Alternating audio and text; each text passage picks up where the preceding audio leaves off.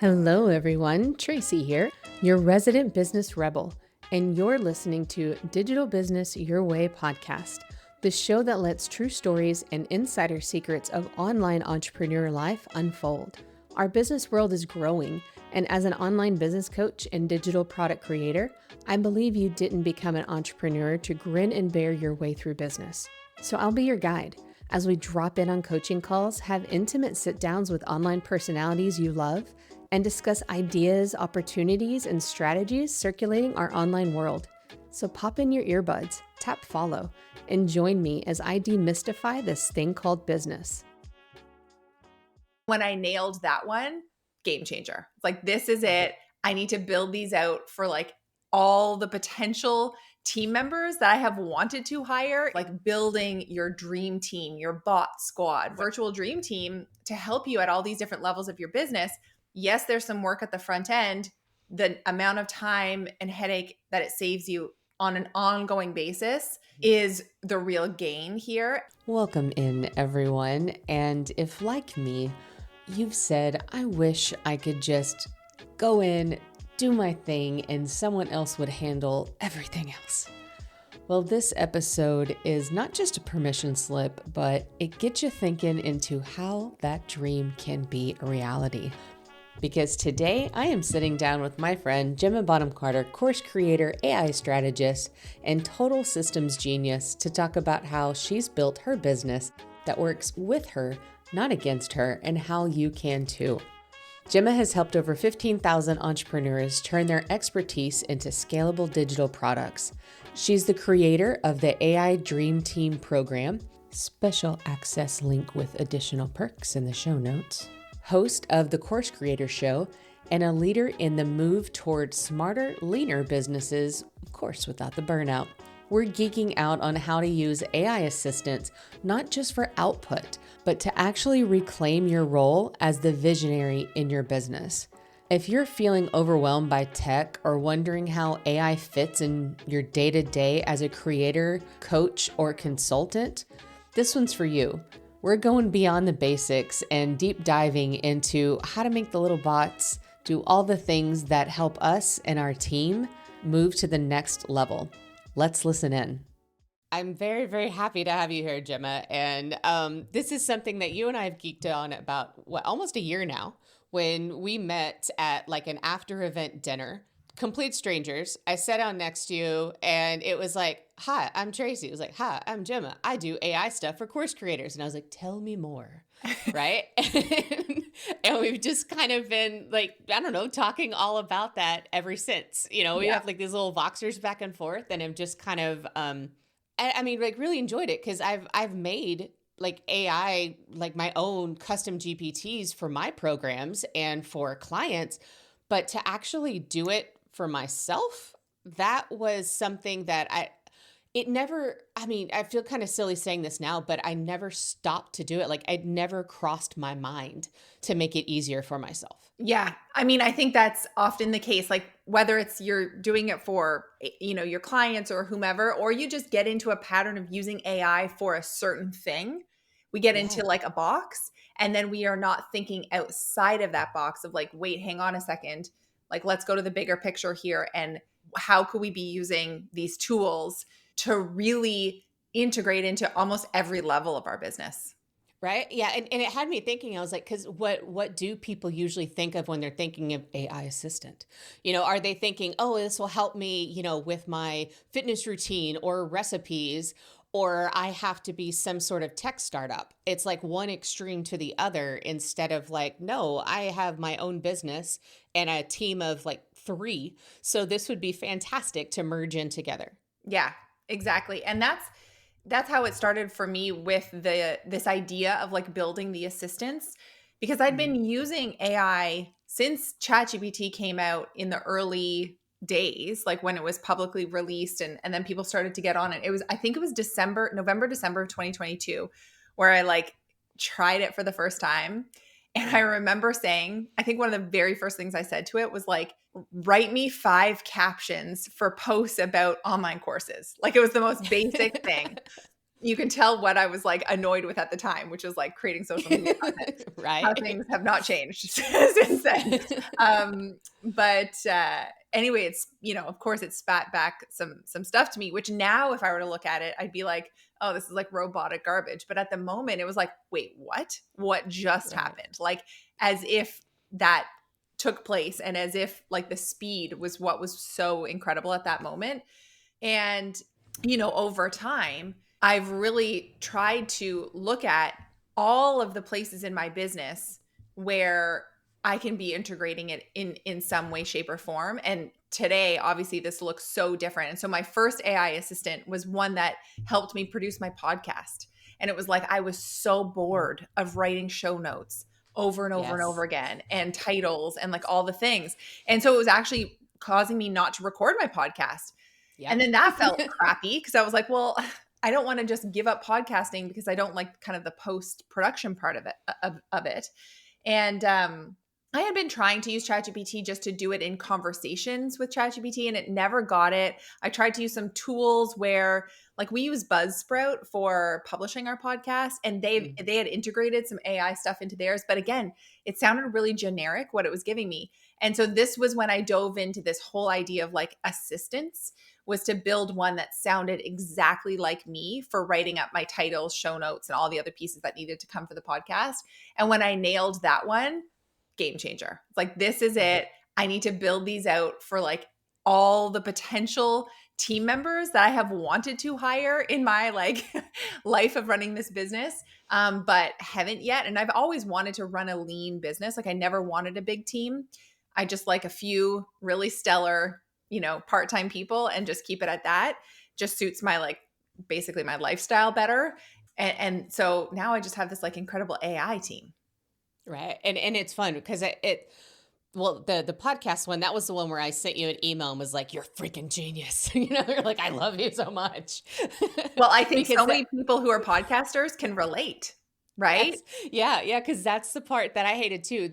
And I say this all the time in my community. It's like, I want to just be the talent that shows up. It's like, how many of us wish? Because that's why we got into business, for the parts that we love, Exactly. right? Not all of the parts that make a business a business. There's the reason corporations have a minimum of 5 departments. Right. Exactly.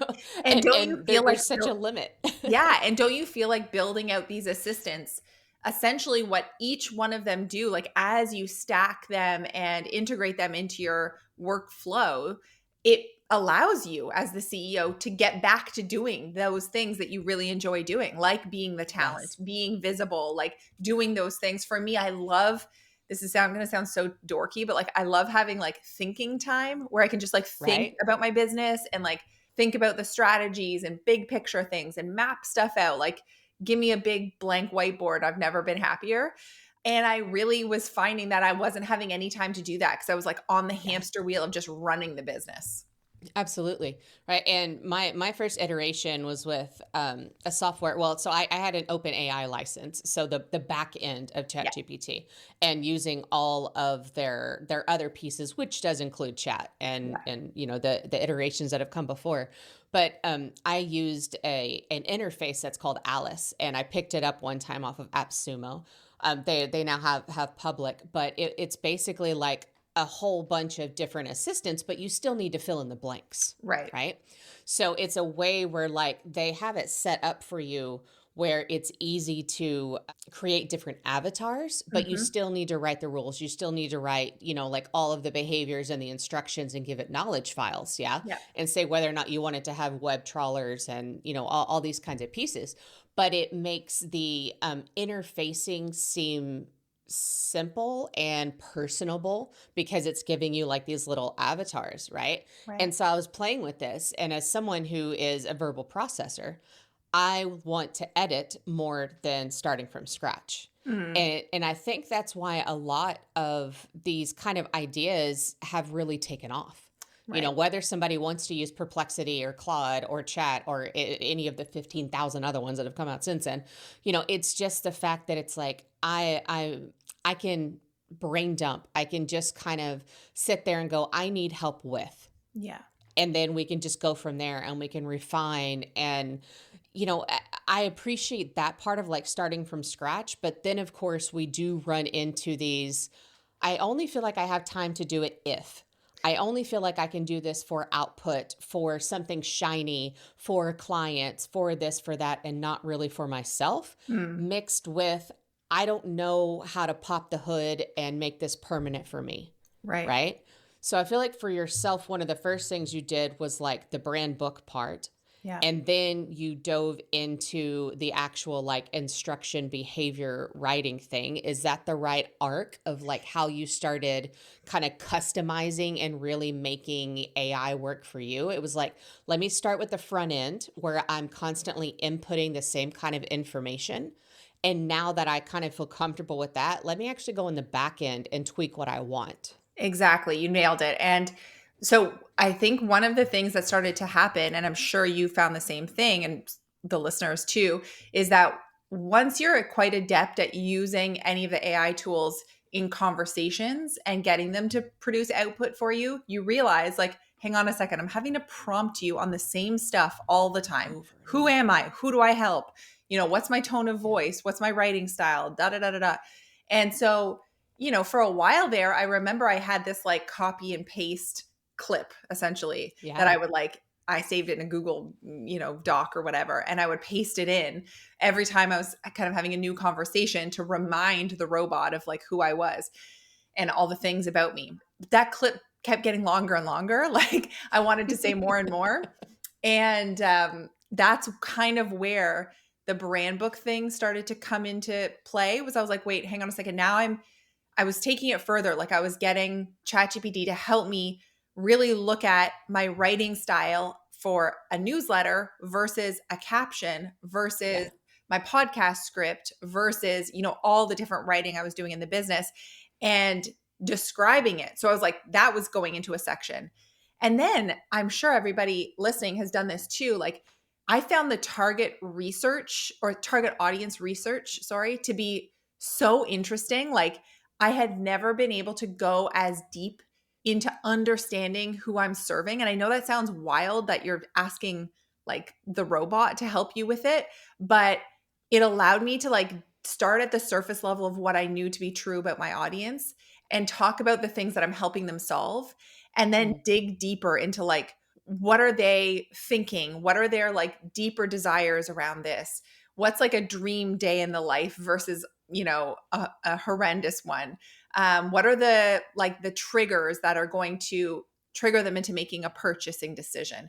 Like all of these questions, I started to just have them as conversations, and the feedback was fascinating. And then I was like, hey, well, hang on, how am I going to feed all of this every time back into the robot? And so that's Yeah. really where the brand book was developed. And I will tell you, like, I didn't have a brand book before AI. I was not organized Oh, like okay. that. I did not have all my ducks in a row. I'm just out here, you know, building businesses on a whim and just sort of trying to put one foot in front of the other and keep going.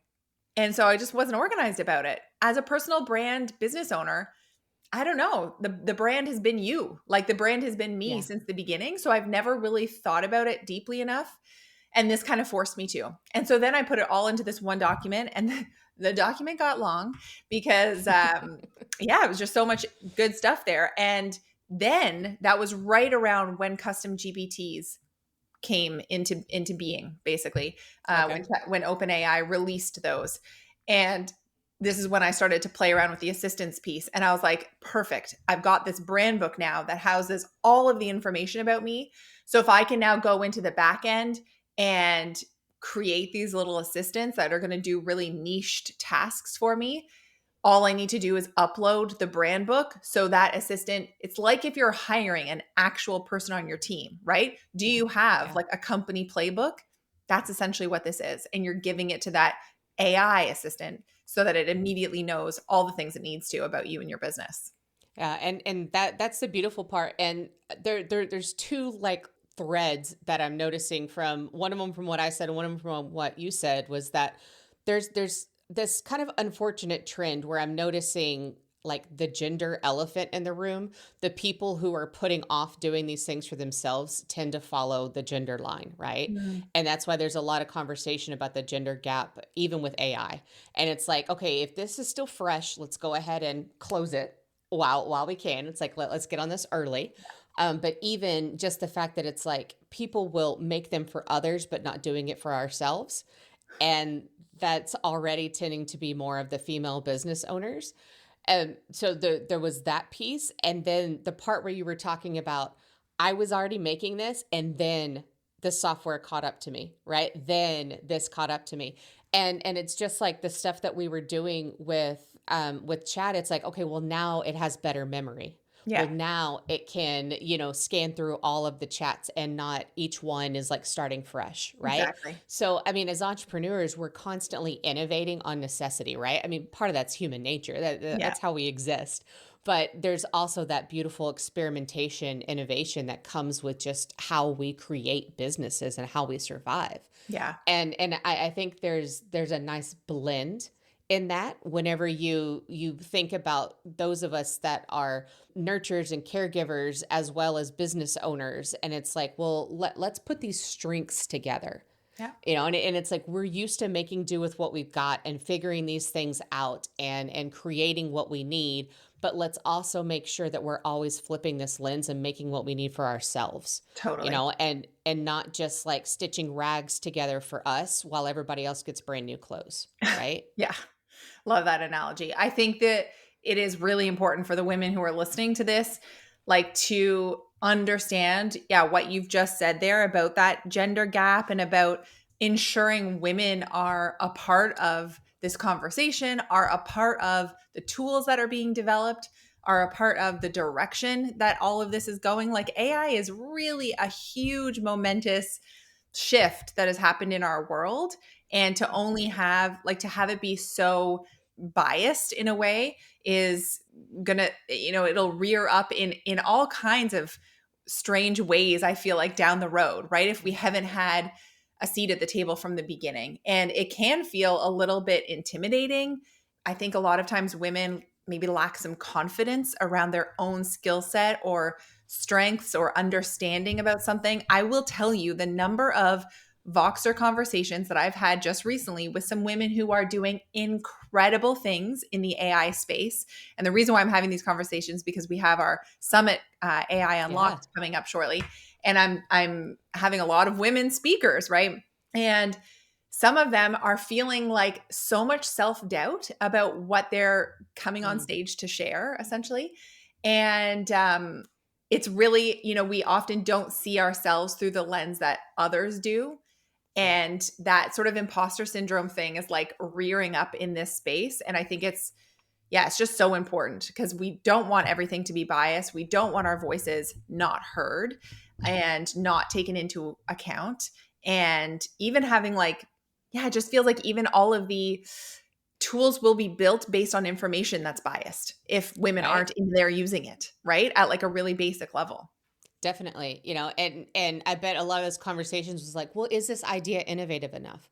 Well, isn't everybody already doing this? Is this something that will really make your audience feel like they can bring it in their business? Well, is this thorough enough? Well, am I bringing enough value?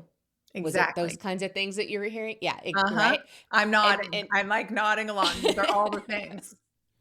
and that tends to be the kind of questions that anytime we need to show up, show off our work, Yeah. that's that cycle that comes in, right? And a lot of it, and whether you came from corporate or academia or, just, I mean, I don't know, worked at a snow cone shop, it doesn't Yeah. matter. It's like life beat people down, you know? And even if you were fortunate enough to not have that direct experience, there's that generational experience, right? It's like your ideas were stolen. You were told to be quiet. You were told it wasn't good enough. All of that kind of stuff came about. And thankfully, like whenever I see like my niece, she's younger, and I know that like you have younger children, I'm seeing a nice shift, Yeah. but there's still a good 10, 20-year gap, right? Between those of us that are out there now and those that are coming up. Mhm. Yeah. So we still have, it's like, it's nice to see that this newest, freshest generation is having some change, Yeah. but those of us that are still molding the things in the economy and moving things along right now, we still have work to do for ourselves and for our peers, 100%. and yeah. And with tech, it's like, the original programming, the original feeding. I mean, the beauty of like learning language models is that it's constantly learning. So it's not just what was initially input, it's all the constant input, you Exactly. know. Yeah, Yeah. So 100%. even if it was, an unknown bias or even an intentional bias that was put into it to begin with, there's opportunity for change after Yes. that, right? Mhm. Yeah, and it's also interesting to think about like the we're going kind of off topic here, but like the AI applications outside of online business, right? Yeah. Like thinking about AI applications in medicine and healthcare, in Yeah. education, in environmental science, in climate change, like in all of these areas that are big problems often in our world that we can potentially, and I say we as like a collective, Yeah. create new resources and tools and movements to address some of these things. And like women can and should be at the forefront of that. So, and there are so many women working in those areas today. Mhm. It's like bringing the intersection, creating an intersection of where AI is going to meet those industries. I think is also fascinating and important, and just like a discussion that's only really getting off the table, and research is only really getting off the table. You know, it feels it's like an exciting time, and yet there are also just like things to consider along the way. Yeah, and it's absolutely a part of our industry too, especially whenever you think about it in terms of online education, Yeah. right? And YouTube channel, and how many people are having or dipping their toe in, in any sort of online business. Like my chiropractor, I have an OBGYN client. I have a nutritionist, registered nurses that deal with like PCOS and stuff like that, right? So there's all of these people that are working within health Yeah. in a different way. And I work with like some scientists. I have a neurologist and someone else that does like biochemical engineering, Okay. and another fancy title that I don't even know what all it is. But either way, like it moves not just inside of like their industry, but it also crosses over into ours, right? And anything with like, that if someone has YouTube channels, podcast channels, like all of this kinds of stuff, like it crosses over. Yeah. And if And you're the ripple creating effect is real. exactly, right. And anytime like you're creating courses and any sort of like digital products, like it's gonna cross in, and that's where like custom assistants that help you as you are trying to produce this content, as you're trying to produce these things that get out there, it helps everybody, Totally. right? And what this is kind of making me think of for everybody who's listening is like there's the piece about, yes, creating custom assistants is what Trace and I have both done in our businesses to help us run our businesses more effectively. That's incredible. Step one, right? And then step two of that is like actually once you understand how to create a custom assistant, and I promise it's not as hard as we might be making it up to be in our minds, but Yeah. once you understand the foundations of that, you can then take that same knowledge and apply it to what you were just talking about of creating then, whether it's micro tools, software, apps, whatever those might be in your niche. So whether that's biochemical engineering or chiropractic care and all the things, right? Whether real estate, parenting, like whatever niche you happen to be running a business in, the door is starting to really open on you being able to create like actual pieces of tech and tools Yeah. that is far more readily available to you than it's ever been. Like it used to be that maybe you'd have to get VC funding, you'd have to hire a dev team. There was like a very long process to getting a piece of tech up and out and shipped into clients' hands. That has radically shortened with the opportunities that are available now for like no code app Yeah. building and these incredible tools that are out there today where you can play around and you might have a vision, you might have an idea of something you want to build, and you could actually go to something like Lovable, which is a very popular platform at the moment. You can go to Lovable and literally just brain dump your words in terms of like what it is you want to build.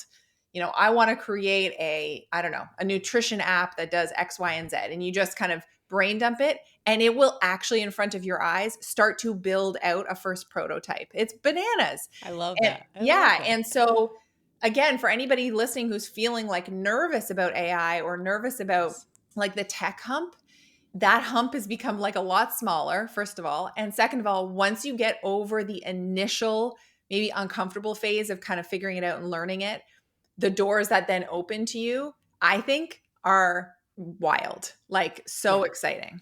Yeah, and I think that that's part of the fun part, because for these last several years, like those keywords, no code, right? That's really become kind of at the forefront of a lot of it, because it started with like web pages, Yeah. and then it moved in like even all in one sites like Kajabi. It's like you can have your own app. The beauty of like these no code things is that it can be so much easier, right? So whenever we're sitting here and we're thinking, if I'm going to spend so much time figuring out how to do this, learning all of this, and it needs to be shiny, or I need to really love it, or it needs to make me money, like just being practical in business, right? It's like you want it to get something of it more. And I think that's where, not just with this AI thing, but a lot of times people in just entrepreneurship, I wouldn't even label it like a solopreneur or even like an online side, but we tend to ignore our back end. We tend to kind of put the admin stuff off. We tend to leave the things messy because we had this dream of doing the front end of things more so than the back end of things, right? Yeah. But one of the things that I loved, and why I sent you that first email where I was like, "You're a freaking genius, I love this," was because it made it so easy. And I mean, I was familiar with creating all of these things, but I did not have to reference any of my stuff. I didn't have to sit there and think about it.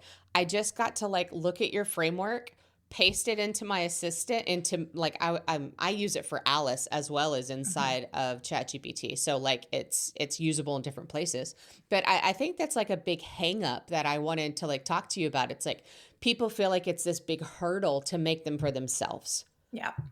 and so again, it's like if you're going to do it, then at least only do it for clients, only do it for something shiny, only do it for these other things, as opposed to the long payoff of it's saving you so much time, it's saving you from needing to find somebody, it's saving you from all these other pieces, Well, you right? just nailed it. It's kind of like the long payoff, right?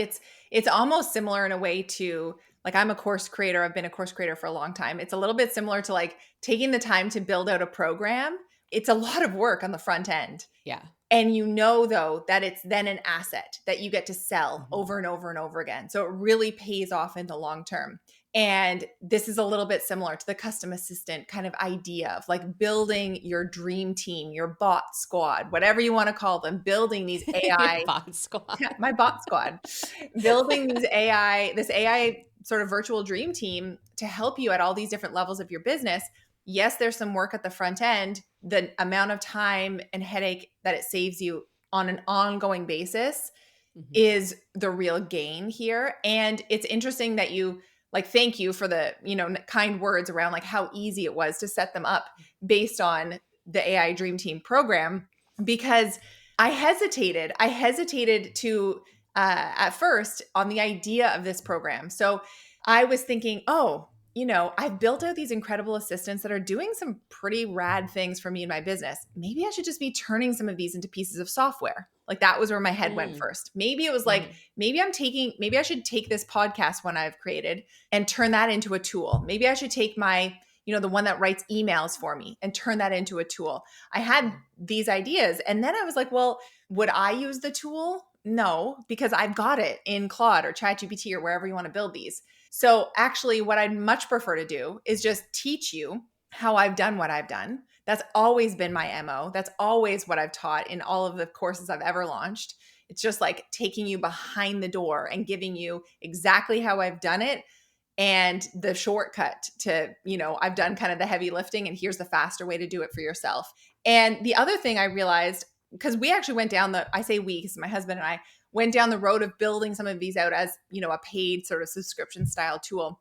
And where we kept getting hung up on was how much customization they were having to do to make sure that, whether it's the podcast show notes, the email newsletters, the captions, whatever it is that the output that these assistants were going to be doing, you really needed them to be hyper customized so that they nailed it for the business owner.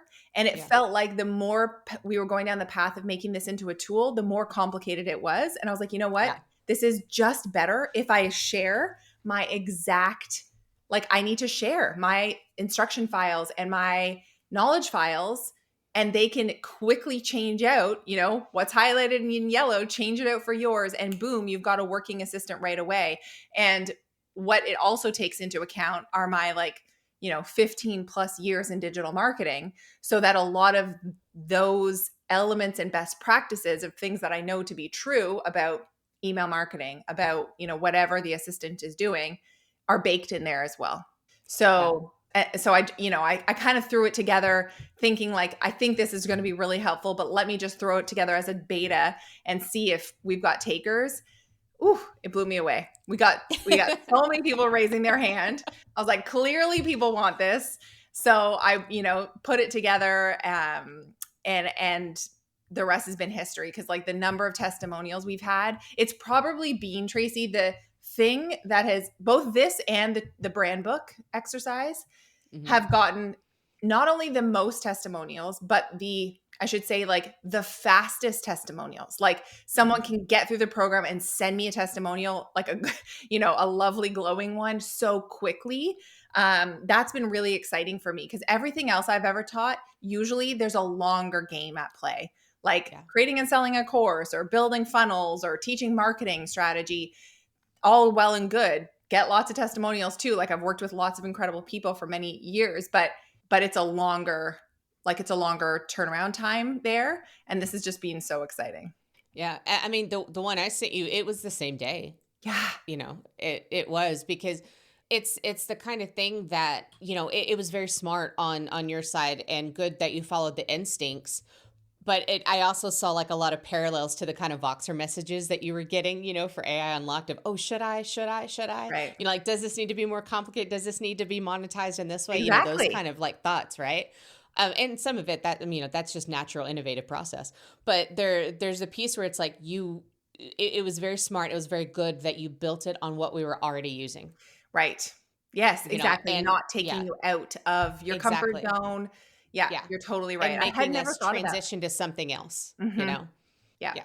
And Because that's kind of like that same argument. You know, people are often like, well, you know, I want to have a community, you know, for my program, and maybe I'll go and use, you know, some, I don't know, foreign like tool to host the community. And this is what I've always said to people. It's like, you need to host your community where your people are. So if they're like on Slack, or if they're on Facebook or whatever it is, host your communities in there, because trying to get someone to go to a piece of software that they've never ever used to just attend your community is never going to work. And it's a little bit the same thing. What you're saying here is like, yeah, we're going to show you how to do this on the platform you're already using, whether it's Chat or Claude or Gemini, or in your case, Alice. What's interesting is like the methodology remains the same. It's just lingo. Exactly. Right. And that's the good part about the neutrality of the behind the scenes part, you know, with AI as a whole, right? With them being open source, with them being like these language models, is that like, as long as you get the fundamentals down of, you know, these are rules, these are behaviors, this is what to do in knowledge files. And, you know, there are some like different maximums, like character limits and, you know, those kinds of things to mess with. But otherwise, like the customization is not that different from one to the other, right? Exactly. Which is also the beauty of open source. And so it's like, okay, well, where is everybody? Then great, let me just give that to them. Yeah. Because a lot of times people create too much friction by asking people to learn a new skill and create a new habit at the same time. You're so right. Yeah. So needing to start a brand new habit while also learning this new thing that feels uncomfortable, that would have also given that longer lead time, right? That's right. But it's like, you're already knee deep hanging out with Chat. So here, just throw this at it too. And it was like, great, I got this podcast episode that needs to go out. I'm going to do this real quick. holy shiznit, it's already done. Thank you so much. You know? Totally. And you're not the only one. Like, this is just, I don't know, a handful of weeks ago, I got, it was so funny. I got like a series of DMs, and it's actually similar to you. It was someone that I knew, like from the online business world, who'd bought the program. And I didn't know actually she'd purchased it. And the next morning I like look at my DMs. There's the first one of like, I can't remember. It was like maybe a yay, I've jumped in or something. The second Yeah. one is like, OMG, these are amazing. Like, thanks. I'm not going to sleep at all tonight because like I'm on bot number 3 and this is so exciting, and all the emojis. And then there was a third DM like a couple of hours later that was like, I just recorded a Loom video for you because I cannot believe how much, how I was able to like collapse the time around these various tasks in her business. She's like, I needed to show you what I've done. So she sends me a Loom video. I'm like, this is the best testimonial of all time. Like, can I please just use this right away? Right. And then you need like the time lapse, Yeah. it's like screenshot at this time, this time, this time. It's like, these are only 20 minutes apart. Yeah. Yeah. It was so funny. I loved it. Yeah, and that is amazing. And I like how we're all living in this, and as these platforms are catching up to us. Yeah. Right? Because one of the things, like one of the ones that I have built in my program, Your Launch Style, is I have one that helps people figure out what their actual style is, and then it used to be a separate one for them to go into to help with the transition of this new style. Right. Right? Because I didn't want people to like feel alone, and it's like, well, instead of learning something new, I'll just do it the other way. I hated it, but at least I knew how to do it. Right. And now with one of the new kind of quieter updates that chat has done is I can actually have one model, quote unquote, hand off to another model. Love Like that. inside of it, right? Yeah. So inside of the instructions, it actually says act like this, then transition to this other one. Yeah. Right. Yeah. So all of the rules and the behaviors are still built in on the back end, and all the knowledge files are in there. But the interaction with, with the human on the input, they feel like they're talking to a completely different personality Right. as soon as it shifts over, right? Right. And all the stuff that goes in. But they are not having to stop, copy over, make sure they're not missing anything, go from one to the other, right? And move any of that other kind of stuff. And I love that. And I mean, you can get fancy with it with actions and all that other kind of stuff, but just that basic that is built in there, that's been a big change. And that's what we're seeing like more and more now, is this ability to like connect the dots, to create workflows and to bridge some of these things together. I think that's, a lot of, you hear right now anyway, at the time of this recording, a lot of talk about like agentic AI and, agents basically being able to do these multi-step processes for us.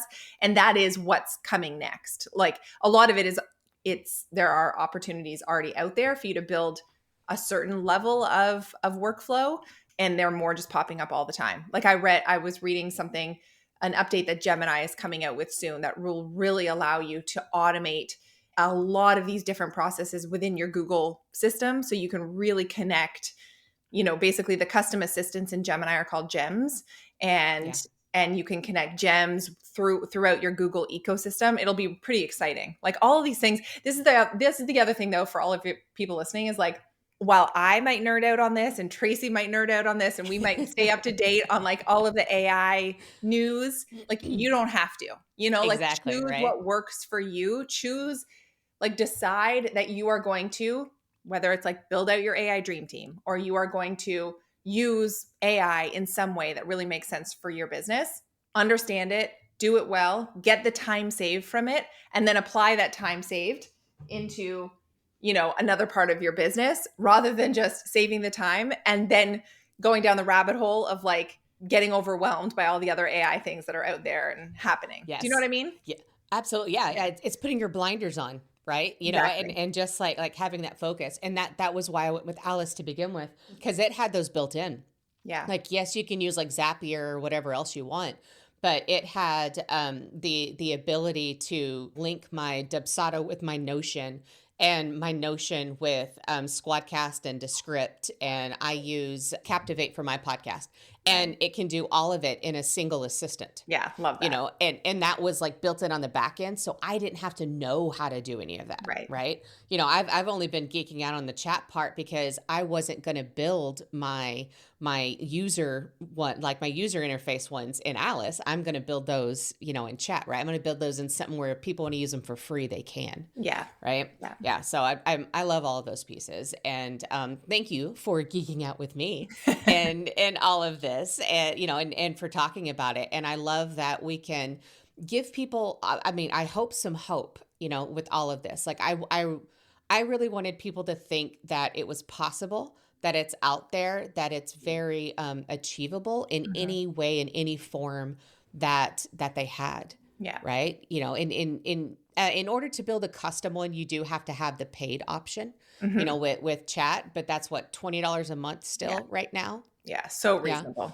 Yeah, it is reasonable. But then there's even other things like using you know, your brand book as that kind of like playbook in order to make a free version faster and faster. Yeah. Right. Even if you like just used the prompts, if you did need to keep that free for a while, you know, and just kind of saw how that worked. Like there were workarounds as you kind of talk yourself into what like these assistants can be. Right. Exactly. But if you are kind of thinking about doing these things, Gemma, like what is your one piece of advice for somebody who's like, I've been on the fence. I keep hearing everybody talk about this AI stuff and I haven't quite pulled the trigger. Like I'm not a first mover. I'm still trying to figure this out.